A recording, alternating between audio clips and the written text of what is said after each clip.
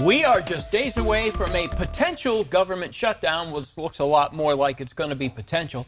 Last night, the Senate did pass a bipartisan package that would temporarily fund the government. The House is unlikely to pass that ahead of the deadline because of the demands from conservative Republicans. They want deep spending cuts and to stop helping fund Ukraine's war effort defending itself against Russia. So let's get to ABC 10's Bridget Biorlo this morning. She's joining us live from the state capitol. Bridget, when would this shutdown begin and how will it impact Californians? Bria, the government shutdown will begin Sunday morning if a deal is not reached in Washington before then. And while Medicare and Social Security checks would still go out, it would furlough millions of federal workers and leave the military without pay. That clearly would have a big impact on our area, especially in Solano County, where Travis Air Force Base is the largest employer. It would also mean benefits would be put on hold for military personnel who are retired. Congressman John Garamendi represents Solano County. He's also a member of the Armed Services Committee.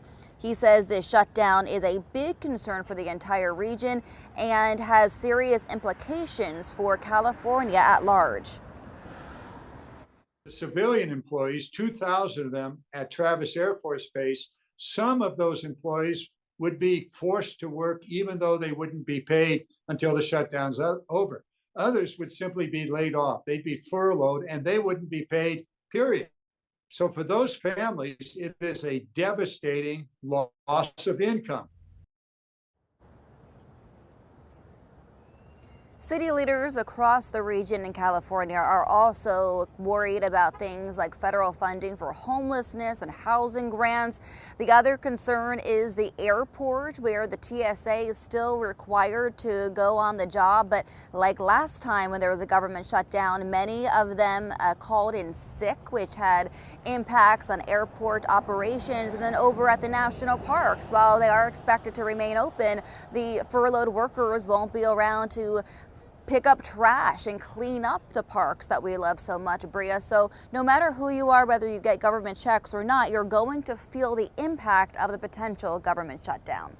And then, Bridget, this isn't the first government shutdown to happen in recent memory. So how long did that last one last? It wasn't even that long ago, Bria. Back in January 2019, under the Trump administration, there was a shutdown that lasted 34 full straight days. Now, the former President Donald Trump, he is weighing in on this. He's trying to sway conservative members of the Republican Party, who are the 4 holdout votes here in the House. And he's saying if you don't get the steep spending cuts that you're asking for, to continue to hold out and force that government shutdown. So it's looking like it's likely to happen, Bria. We'll have to wait and see. We have only a few days away. Yeah, exactly, Bridget. We'll find out soon. Thank you.